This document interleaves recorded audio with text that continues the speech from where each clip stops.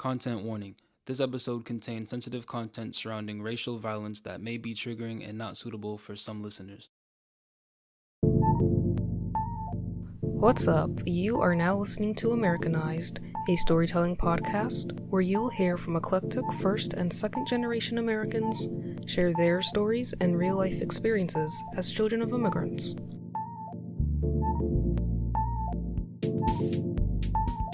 Hello, welcome to part 2 of the Phil Holland interview, where you will hear him talk about his healing journey and the issue of race in America. I think I covered everything. That's what happened. And so fast forward to today, or to March 2020 or April 2020, when I see George Floyd, that's about probably the 50th person I've seen this happen to. And before, I was scared because the first year, I didn't want to go outside at night. And for about 3 years, I couldn't sit in a car parked at night because that's the situation I was shot in. And so it was like terrifying for me to be in that situation again, because I was always looking around. I had these weird thoughts, like, what if they come back and try to kill me this time? It's because they want to silence me or some crazy stuff like that. Not that it's that crazy, but, I was kind of letting my imagination run wild. So I didn't want to tell the story. I didn't want to talk to anybody. I just wanted to sit in my house, focus on recovery, and just be left alone. And only part of that I regret is, again, not talking to anybody about it, or not even sharing it in any way besides with close friends and family. And so, yeah, like I said, George Floyd was a tipping point. That's when I made my Instagram again back in June, July, because I deleted it the first time around after it happened. Stuck with Facebook, but that was it. So I made another Instagram in June, July, with the intent of sharing the story. And that's August, September was the first time I posted pictures publicly or shared them of my face being wrapped up, my car shot up. The news reporters took a picture of it when they got to the scene. A picture of my leg, of how I was in the hospital with like my nose, just all that is on my Instagram. And it was hard for me to share it. But like I said, part of it for telling the story is, I didn't have to, but part of it to me was giving a visual. Because a lot of times when I told the story to people for the first time, they wouldn't believe me. Because people look at me and think that there's no way I've been shot in the face. Because they can see the scar right here. They can see my eye. When I say it, they can kind of notice a little bit that it looks different, but not maybe somebody that was born that way or had a minor injury, but not somebody that got shot with a bullet in the face. And I'm like, yeah, it happened. And so those pictures were part of like, okay, this is it. Like, this is what it looks like. And something I'm working on is like my eye itself. Like, I'm kind of sensitive about that, because to me, not that I was the prettiest person in the world or whatever, but I thought that I was cute. And now, not that I think I'm ugly anymore, but I just don't I'm never gonna be okay with what I look like in a way. I've accepted it, but I want to look like the way I did before. And so now when I look at, people, it's weird, but I see they don't have any scars on their eye, and both eyes look normal. That's the face they're born with. And I know that's weird, but I'm not jealous, but I'm just irritated by that, because I want my face to be the way it was, just normal. But that's something I have to deal with. I'm still dealing with it in the terms of in the sense that if you look at my Instagram or my Facebook, especially people that know me that have noticed it, all my pictures I either have glasses on, it's either far away if my full face is in it, or my face, if it's close up, my face is to the side, my good side. And that was because I didn't want people to see what I look like, because I was ashamed of it. And so, that's something 6 years later, 7 years later, I'm still like not unable, because I'm working on that and I'm about to do it any day now. I've been saying that for months, but whatever. But I'm still working on just posting a picture of myself and just showing the world who I am. Not that anybody cares like that. Like, it's not that big of a deal, because I'm pretty sure when I do it, people are going to say, you look fine. Because that's all I've heard for the past 6 years. People that have seen me in person, who know the story or found out, you look fine. You don't even look like, So I think it's just a matter of perspective, because, we're our own harshest critics. So I think it's just me, but it is just me. It's a mental thing, but I have to get past that, because I'm the one that's living in my own head. So that was another aspect of it, just learning to focus on my eye. And the last part of it was therapy. Like, the first 4 years, I didn't feel like I needed therapy because like I'm okay. Like I'm not crying about it every night. I'm wondering why it happened. And sure, some nights I get, a little down about it, but I'm not crying. I'm not like depressed like that. I'm not like,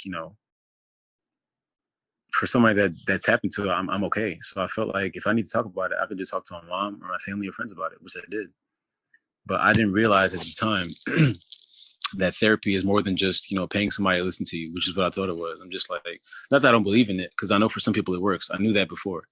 But for me personally, I just felt like I don't need that. I'm okay. And I didn't realize how wrong I was until 2019. Because the fact that I didn't go to therapy, I feel like not ruined, but like affected some relationships negatively. There were some techniques, because a side effect of me being hit in the spot of the brain that I was at was that I get irritated easily.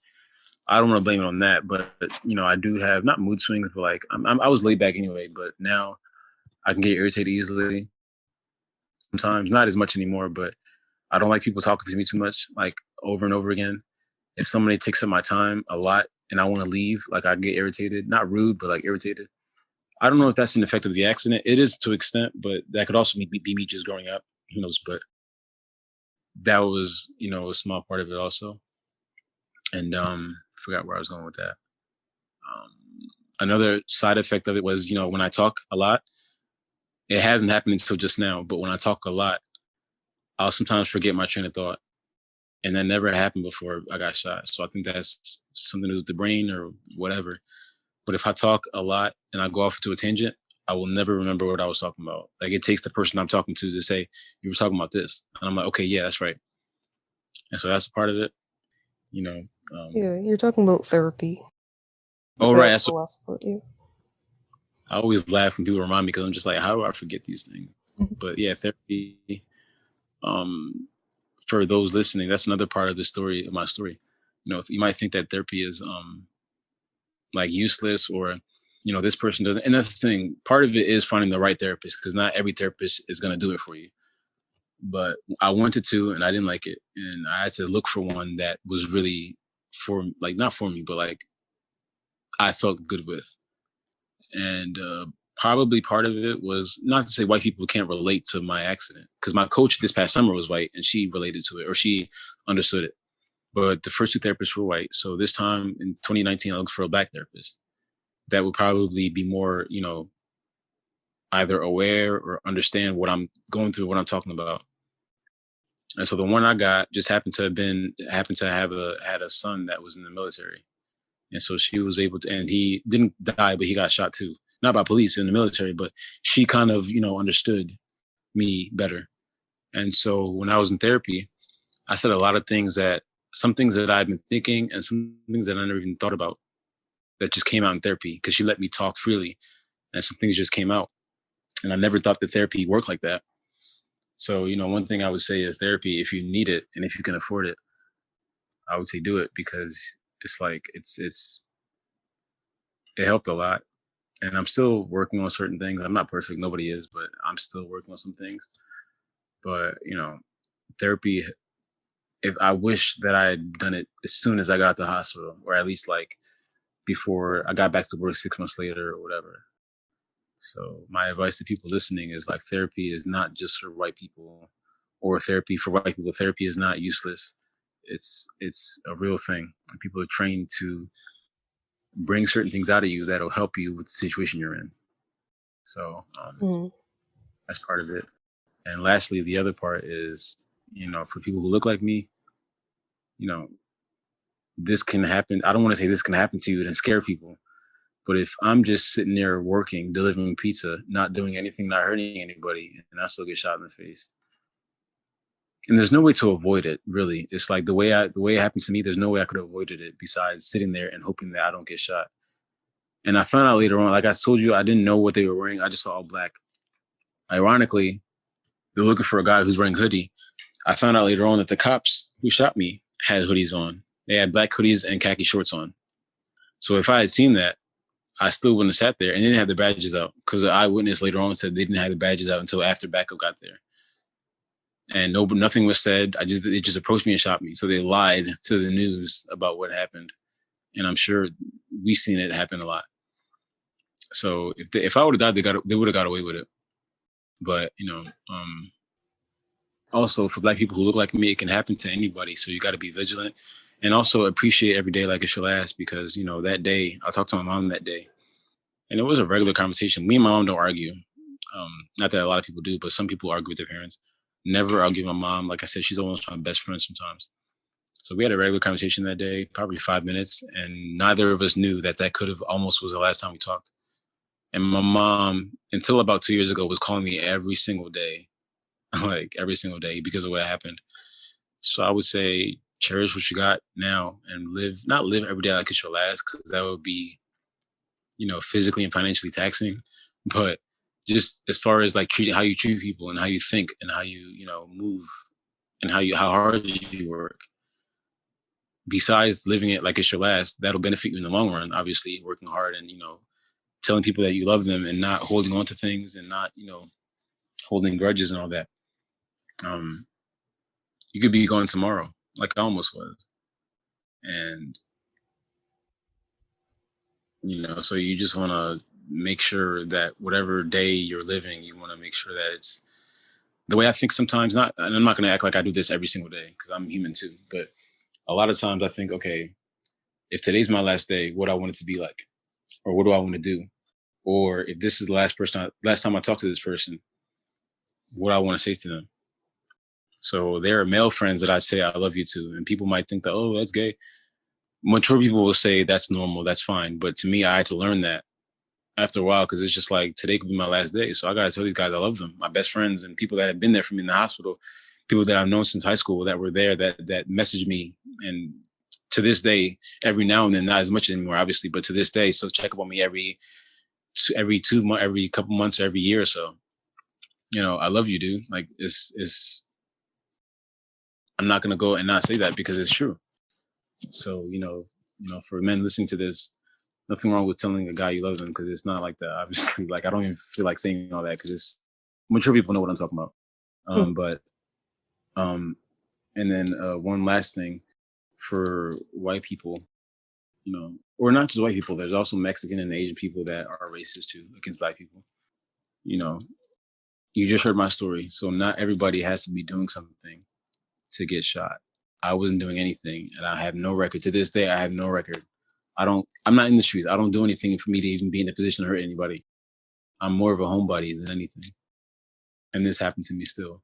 So I'm tired of hearing, oh, George Floyd had fentanyl, or, what's the name? Jacob Blake ran to his car, or Walter Wallace had a machete. I don't care about that. They still don't deserve to get shot and killed. If you want to shoot them. Now, I had a podcast where I spoke to 2 cops, and I brought this point up, like, why not shoot in the leg, which is what a lot of people say. And they tell me that cops are trained that way, to kill first and ask questions later, which to me is like, unless you have to, which I've seen cases where you have to kill the person. Maybe not have to, but like, I see why it happened that way. But in the case of Walter Wallace, where he's swinging a machete in Philadelphia, a block away from where I used to live with my girlfriend, by the way, I recognize the street. Crazy that it was right there. But he's swinging a machete with his mom behind him. So obviously he's not that crazy to where he's a danger to anybody around him, because his mom is holding him while he's swinging the machete.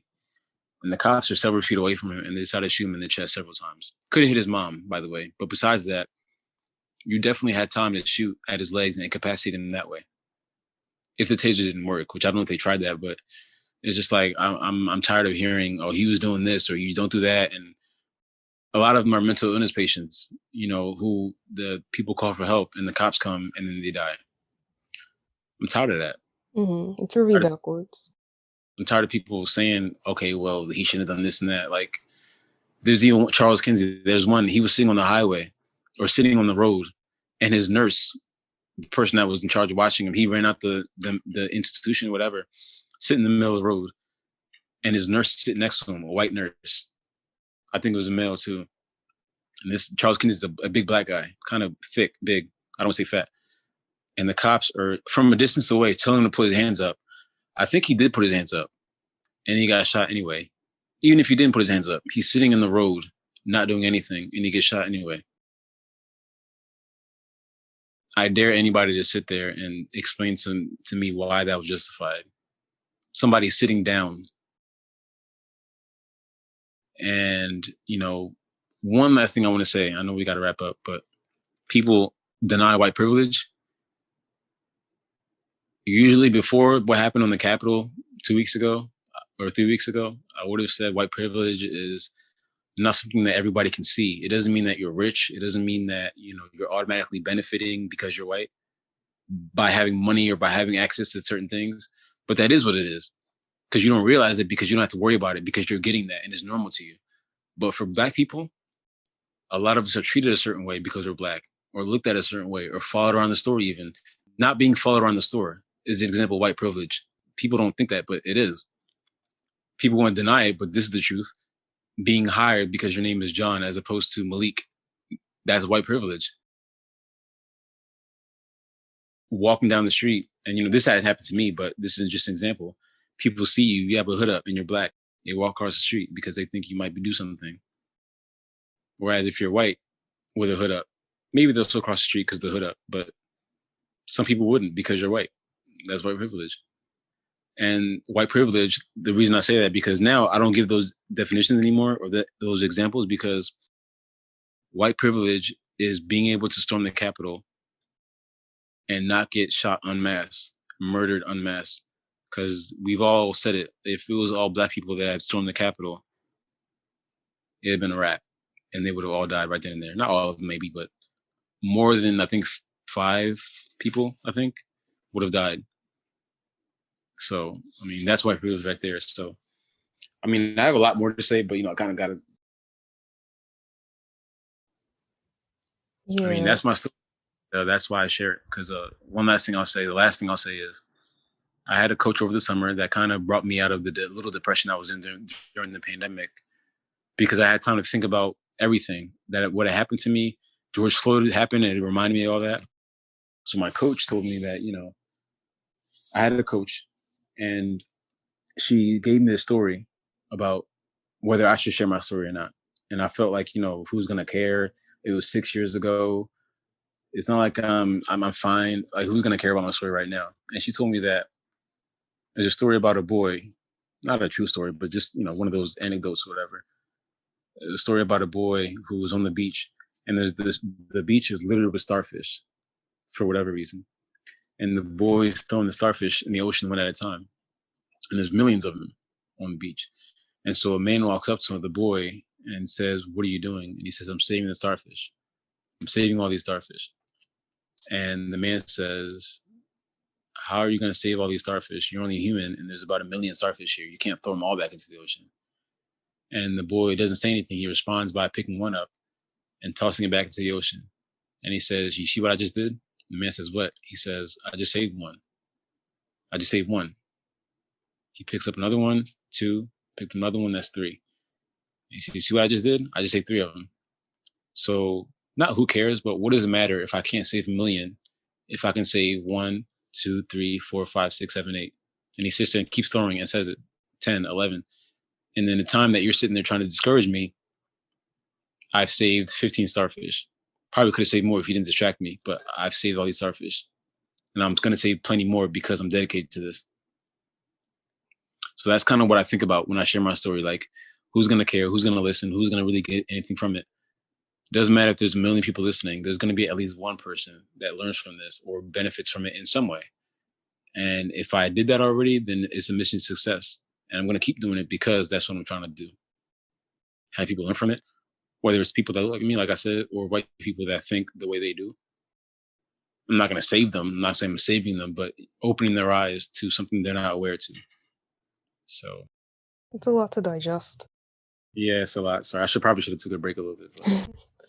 That's okay. I just want to thank you so much for sharing and using your voice to share your experience with whoever's listening.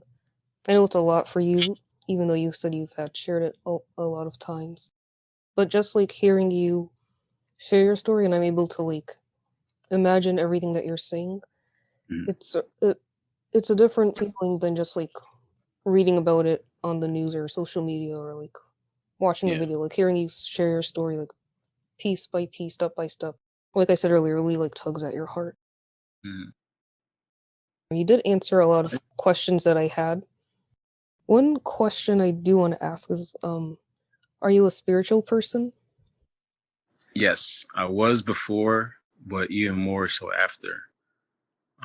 Because the nature of how it was shot, like I said, not just the femoral artery, because I should have, I don't say should have, but could have easily died from that. And then not just that, but in the face thing. Like I didn't know bullets can enter your face. I thought they would just go clean through and kill you. I didn't know they could bounce around your face and then get lodged on the other side of it from where it entered. But I think I, I don't want to say everybody that gets shot and killed is a bad person because that's not true. But I feel like sometimes I think maybe it was because I'm a good person at heart. Maybe it was because I meant to do something more and it was my time. And again, not to say that it was their times, other people have been shot and killed. I don't know. But to answer your question, yeah, I am spiritual in a sense, because it's kind of hard not to be after that. But I already was before. That just kind of increased it and strengthened it. You're right. And it is hard to like wrap your head around like the why me part of it and Yeah. just like the purpose behind that. I think probably is that like a challenging thing for you just knowing you survived and then there's so many other people who didn't. Yeah, that's the part that made me feel ashamed that I hadn't shared it sooner Mhm. because I might have survived and could tell the story. I'm not gonna say I could have saved one of those people that was shot and killed, but who knows? Even just one, if I could have just like gone public, like who knows what would have happened if I had gone public? It would have been. I would like I said, I was before Eric Garner, so I would have been the first of a long line of people that were shot by police and almost killed. And who knows if I went public? It's hard to say that I wouldn't have at least affected the dynamic in some way if I really would have went public with it and really just spread the news everywhere.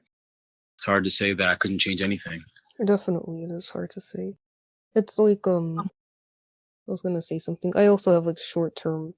I don't know where it's from, but I have short term memory loss for Yeah. some So I reason. don't think that's the accident, but it didn't happen until after that. But that's a lot of people. When I told people that, they said, "I'll do that too." So I think it's more normal than anything. But I'm like, this is bad. Yeah, I think that if you did go public, it definitely would have changed the dynamic. Like you said, like when you were face to face with the cops and they were like mad at you. I think their intent was to kill you with our new perspective. And like when you did message me, you said you were shot at 14 times. So that's not yeah, just a shot to like bring you down to the ground or whatever. That's like out to on kill. shot at 14 and miraculously only hit twice. That's God. Yeah. So I mean, guardian angel, God, however you want to put it, the universe, fate, Mm, something. etc., whatever your creed or religion is. It's hard not to think that this is just like he just got lucky. Like I did, but I think it's There's more than more that. to it. Yeah. I'm still trying to figure out what I'm here for, besides my daughter, because she's perfect. I wish she was here. Well, not really, because she'd be interruptive, but she's just perfect, and I've she's seen everything. pictures. Oh yeah, yeah. So you've She's seen her. adorable, yeah. So she's everything that I wanted. I Oh. imagine a daughter would be. So if it's not her, if I wasn't meant to, raise her and turn her into something that's going to change the world or be something great, I'm still in the process of figuring out what I'm still here for. But like I said, I'm like everybody else. I have my insecurities. I'm trying to figure things out. Hmm. So What messages do you have for your daughter, like when she gets older, as far as the dynamic between race in America? hopefully it's different by then, but it won't because it's been about more than this, but obviously about 150 years. Well, really, it's been 400, but as far as modern day times, as far as racism the way it is today, it's been about 150 years. Hmm. Segregation, all that stuff. So me, the way I am, I'm a straight shooter. I don't really like to beat around the bush for most things, unless it's absolutely necessary for whatever reason. And I'm not going to scare her or anything like that, but I will tell her the truth. Like literally, like when I got on Instagram to see your message, before I got on, the first post I saw was before I opened your message today. It was, how this girl from High School Musical, the one with the bandana on her head, I forget her name. I don't know her name. but they didn't know how to do her hair. So that's why she had a bandana on all the time, and it became a part of her character because they didn't know how to do her hair. That's not racism, but that's just a lack of accounting for people that aren't white. Like, why doesn't a TV studio or a TV set from Disney have people that know how to do black hair? Mm-hmm. You only got white people there. Why is there only white people there?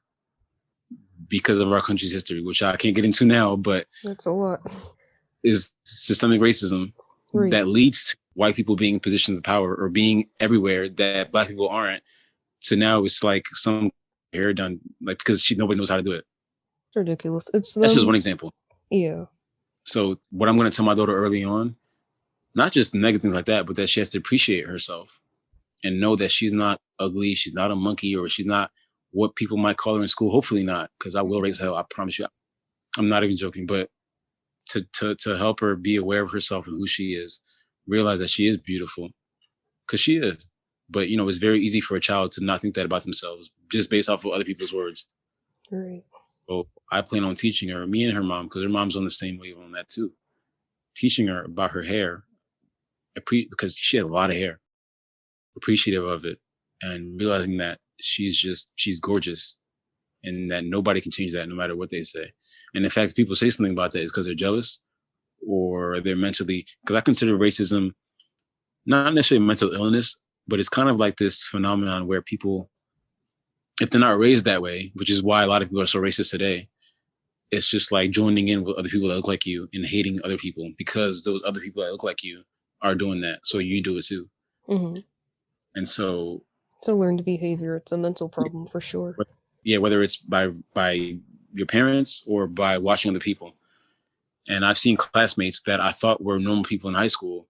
Now all of a sudden they're at Trump rallies, and I'm just like, wow, that's surprising because we were cool in high school. So, not if you're a Trump supporter, or if you were a Trump supporter in the past, that you're racist or you don't like black people.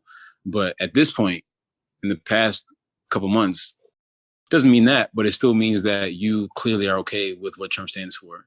Right. Very obvious. Mm-hmm. Not that he's relevant anymore because he's out of there. So I'm not even going to talk about that. But to answer your question, that's going to teach my daughter that, the world isn't a fair place. It's not what we think it is. It's not all peaches and roses. It's not kindergarten or school. Like, everybody's equal and normal and happy together. The real world is very not segregated the way it was, but segregated still in a way, mentally at least. Mm-hmm, for sure. There's still a lot of problems that I'm planning on teaching her the history of this country, so she knows exactly what she's in. Mm-hmm.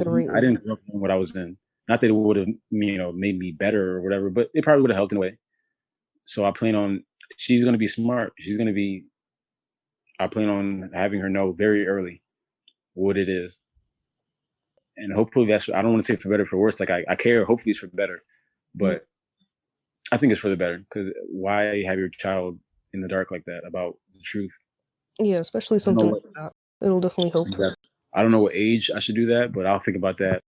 She just turned 3, so it's not going to be no time soon, probably 5 years from now. When she's old enough to ask me questions, especially questions pertaining to what I'm talking about, then I'll definitely know this is the time to talk to her about everything. Right. Not all at once, but over the course of, depending on certain things, depending on what her age is, she'll know what I went through, obviously, why I went through it, or why it happened to me. And hopefully it's not still going on by then, but if it is, and she sees it in the news 8 years from now or 5 years from now, I'm not going to sugarcoat anything. I'll obviously explain to her because she's a child, but I won't sugarcoat it or hide things from her, because I don't think that's how, well, I don't know. I'm a new parent, so I can't really speak on that, but I think kids or parents should be honest and not shield their kids from the truth, because I feel like that makes you stronger. No, absolutely. And I did want to touch on your healing journey, which you've mentioned, with therapy and mental health, and even like your mental health as a man and as a man of color. I think it's awesome that you're able to connect with a Black therapist and have that relatable piece of her son and you going through similar experiences. That helped a lot. Yeah. And like I said, therapy is not useless like I thought it was. It's actually very, I was looking forward to going back after the second time, because I felt different and I felt better about certain things. Like one thing I said, I didn't mention this earlier, but because of the way I got shot in the face, I feel like I might have, if I don't die early, God forbid, I don't want to speak it into existence, but I feel like, I might have dementia or something when I'm older. Mm. I might have some type of something. It might come back in the future to bite me in some way, or I might have a seizure, and like I have all these crazy thoughts. Mm. And therapy didn't erase those thoughts because they're my thoughts, but it helped me cope with them. Right. And there's such a So stigma with therapy. And that's then, what I'm saying. I didn't even have this stigma. I didn't believe that therapy is only for white people. I believe that therapy was useful, just not for me. And I was wrong about that too. Mhm. Yeah. All right, this will be my last question. We are like way over time. I have listened to the episodes you've had on other podcasts. The interesting episode I listened to was the one where you spoke with the former police officers. Like, what was that like, and how did you feel during and after the interview? See, well, yeah, I've gotten that a lot actually. They were not. I didn't think they were going to be, but I figured there was a possibility that they might defend the cops that shot me or sided with them in some way. And everything they said was more or less fair. Like all they did was explain from their perspective why cops do what they do. They never said it was right or that they were justified. They said they were wrong. They've had the same, sympathy that you did or other people have. And they actually kind of taught me some things. Like I said, they taught me that I didn't know you listened to it when I mentioned earlier, but like I said, they mentioned how, it wasn't right, but they did it because they're trained that way. And that's obviously a problem. Like if they're trained that way, then it's not all their fault. It's also the institution that's training them to kill people, basically. And one of those cops, the I don't know if there's a video to it, but one of them, he has a class in Boston, and he asked me to go speak to them, to not go, but like on Zoom, speak to them about my experience and just kind of share what I learned and what I learned about history and all that stuff. And so they definitely were not racist or anything. They weren't, and everything they said was fair. So you know, that's actually when I think of all the podcasts, I've only done about, I think this is my 9th one or 10th. I stopped keeping track, but that one and the one I did on the day of the Capitol riot, actually, those two were my favorites because it was just not because of what I said or anything that they said, just because of the nature of the fact that it was two cops. That's different. Mm-hmm. And even they were able to see how egregious my story was and that I didn't do anything to get it, to deserve it.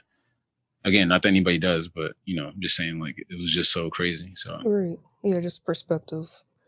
Mm-hmm. And I did listen to the one you did on Surviving 20s with Bria Alicia.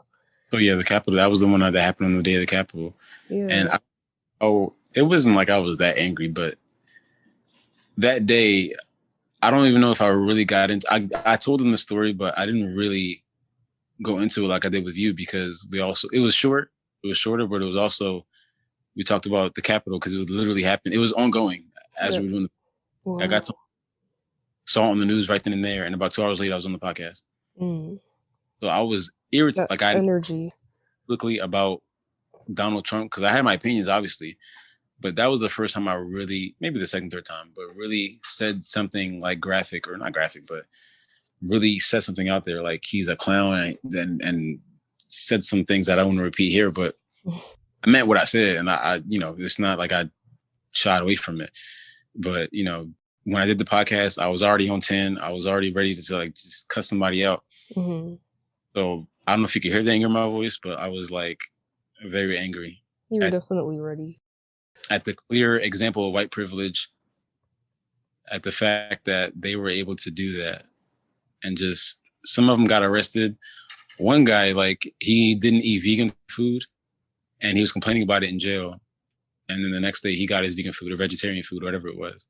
No black person in America is going to go and get arrested, complain about what food they're getting and get it. White privilege. That was an example I forgot earlier. Mm. The guy that was sitting on Nancy Pelosi's desk that stole her mail, he gets to spend the rest of his, until his trial date, or whatever it is, he gets to spend it at home instead of in a jail cell. I heard that. Again, no black person is going to sit there and get that benefit. Mm-mm. For people that want to look it up, just Google Reconstruction. That was an eye-opener. Or just Google Reconstruction is what I would say, Google, because it really opens your eyes as to what was going on. And then it makes the Capitol riot make a lot of sense because they call it white lash, where when white people or people in power, who are white mostly, Mm-hmm. when they see a status quo kind of change, or they see them losing power, or when they see something they oppose, which is like, African Americans being advanced or being recognized as equal or anything positive, they respond with white lash. In the past, it's been violence. KKK is a good example of that because they were born from white hatred towards black officials. So the KKK was literally born to go and attack and kill black officials to take power back. Literally. I don't know if people know that. I knew about obviously everybody knows what the KKK is, but as far as where they were originated in Tennessee and why, literally because they were tired of being governed by black people. And so they formed KKK wasn't the first. It was just the most famous. I forget what one was called. It was like I forget what it was. But the KKK was it was the third and most famous and most widespread. Literally born from the desire to kill black officials because they didn't feel like black people should lead the country in any way. How crazy is that? Wow. Think about that. They formed the KKK to kill black officials. Now, they weren't storming the Capitol to kill black officials, but they were upset because their white supremacist leader wasn't going to be there anymore. So they resorted to violence. My point is, violence is very American. What we saw at the Capitol riot is very American. It's not like I was surprised by it, but reading that history, I wasn't surprised after that. It made a lot more sense. And with that being said, as far as white lash and white people reacting to black progress, it's not. I used to think about how in the hell did we get from Obama to Trump? That's not a coincidence that we got somebody like him, a black man that didn't fit the stereotype that white people think a black man should be, spoke eloquently. I don't think there was any controversy, but I think there were some things people didn't like, but what president's perfect? Somebody that was eloquent and really represented what a president should be. We got a black man that did that, and then we get Trump. Right. That wasn't a coincidence. That was an example of white lash, or what Sean calls the dip, which is if there's progress in black people, there's always the dip after that. By white, I don't want to see that progress. So that's what Trump represented. He was the dip. He was white lash. He was.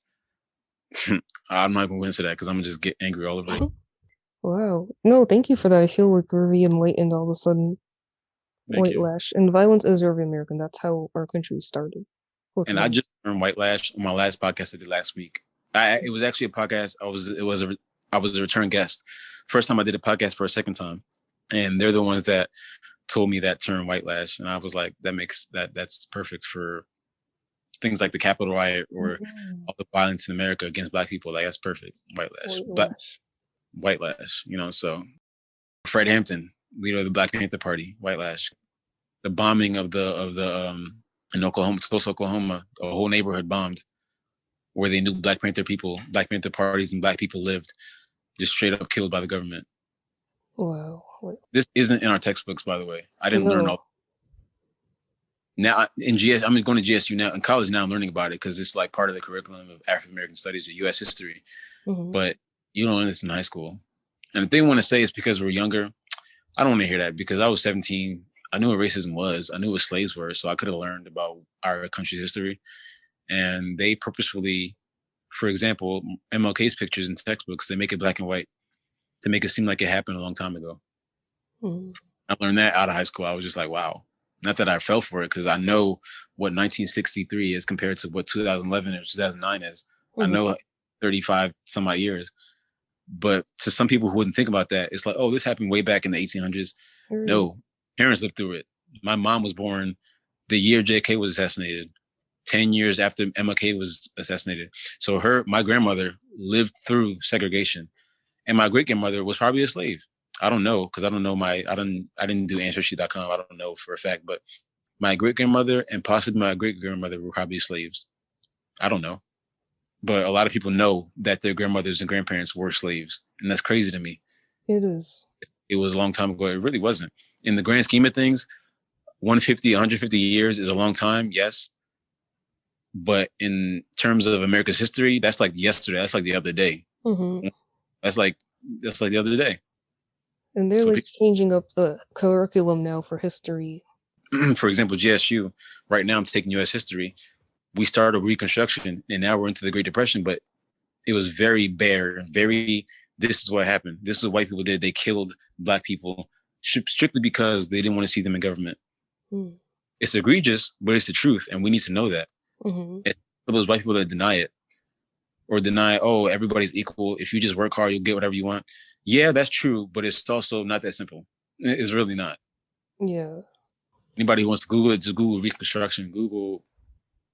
Just Google it. Really, it's 2021. You know how to Google. Just Google it. Google Honestly. Reconstruction. It makes sense for all things that don't make sense. Yeah. It really does. I don't want to be smart about that, but it's just like I've gotten messages from people that have listened to podcasts and asked me questions, and I'll answer them. But it's just like you can Google it and really, I could not only to be smart, but also like you can really obviously Google will explain way better than I can because I'm just do your own research. Yeah, do your own research. It's 2021. Google is free, I believe. So like, I'm not trying to be smart or be an asshole. I'm just saying, like, not to say people shouldn't ask me. Please inbox me, ask me whatever you want. I'm just saying, like, you can really learn a lot by Googling it and seeing these articles that I'm seeing. Because a lot of it is web pages my teacher uses in the online class. It's just web pages. So it's all online. You could corner the internet. It's all right there. Yeah, you're not a resource. You are a person who like has answers, but Google's the resource. The people who deny it, it's just like, I don't know why, because it's right there on the internet. It's right there for all of us to see. So, you know, yeah, like I said, Google Reconstruction. And one last thing I want to say is for people who want to see what I'm talking about, you know, my face being wrapped up or my leg or me being in the hospital or, you know, all that stuff. Socials out there. Yeah, it's Phil Holland. My name is PhilHolland. So Phil Holland with 2 underscores. That's just so people can see what I'm talking about. Because like I said, I've gotten some messages and people like some people at the first couple of podcasts, I didn't get my Instagram and people found me by looking up my name on Instagram or Facebook and they would Google me and ask me, hey, you know, are you okay? Like, this is crazy. I heard about it. And so now I like to give my Instagram out so people don't have to like, you know, find me, whatever, or Google me. I like to give that out so people can just go see whether it's you want to see what happened or see what I'm up to now. And like I said, I'm in school, I'm in work, I'm pretty normal, but I draw also. So I'm trying to get into drawing again. It's only because I don't have the time as much. I love basketball. I like anime. I'm normal. I like a lot of things. A lot of different things. I watch Game of Thrones. I like NBA. I like Martin Fresh Prince. I watch, you know, Sons of Anarchy, Breaking Bad. Like I've watched everything. Partly because I had the time to after I got shot. So I caught up on every Walking Dead. So I have a lot of interests. And so I'm a pretty normal person, but I also feel like I'm very versed in a lot of things. So, and I'm always, like I said earlier, people message me, strangers I've never even seen before. If somebody has any questions that's listening, I'm very open book. So, you know. Absolutely. And it was really wonderful hearing from you and having you share your story. I'm sure you are touching a lot of people and reaching a lot of people as you share. So I want to thank you again for coming on the show and for reaching out to me in general. Thank you for having me, and thank you for replying. Because a lot of people, they don't believe me, but they don't reply, which they don't have to. But you know, the people that do reply are always appreciated. So, when you did send your initial message, I was like, "This is too much. This can't be true." And then, you know, I went on your page and everything, and I was like, "This is true." Yeah, people, you should look it up and be like, "Oh, okay, now I saw your article. I see them." I'm like, yes, wouldn't lie about this. So I know it just sounds so like insane that but it's real. No, I get it. Wow. I want to quote you. You said on the Surviving 20s podcast that I really liked, and I think it's a relatable quote. You said regarding police brutality and police violence, you said you don't have to be shot to be angry at this, like watching it or seeing it, which I think is so relevant. Everyone should feel some type of way about Black people getting killed by police officers. I don't want to say if you're Black, you should be upset about it, because if you're white, you should be upset about it, because it's not just a Black problem. It's just Black people are the majority. But there are some white people that get shot and killed too. I forget the lady's name, but she was shot by a cop like 2 years ago. It's not even, I don't want to say it's a race problem, even though it is. What it should be is a person problem. It should be a morality problem. It should be a police brutality problem. But it's just that there's so many racist people in the world that it's a race issue. So, but at the end of the day, this is a society problem, and hopefully we get to a spot where we can fix it. I have some negative views on it, so I'm not going to share it, but I don't think it's going to change anytime soon. But nothing really changes overnight. Like, we're still dealing with racism 150, 400 years later, and it's 150 years later, so it's going to take some time. But we've seen progress, slow but steady. So yeah, I think this past year has helped a little bit. It's a mindset thing. The more if we Trump get tuned. even more negative, but we see now America has hope because most people were able to see, enough people were able to see that Trump wasn't it. And so I believe that, the country isn't too far gone to where, yeah, we elected Trump, but once we saw what we saw, we got him out. So there's hope. There's hope. I choose to believe that, even though I have some negative opinions, but I choose that things will change. Thank you. I can't thank you enough. You're just so open. I just love how open you are with everything. Yeah. Appreciate that. All right. Thank you, Phil. Thank you.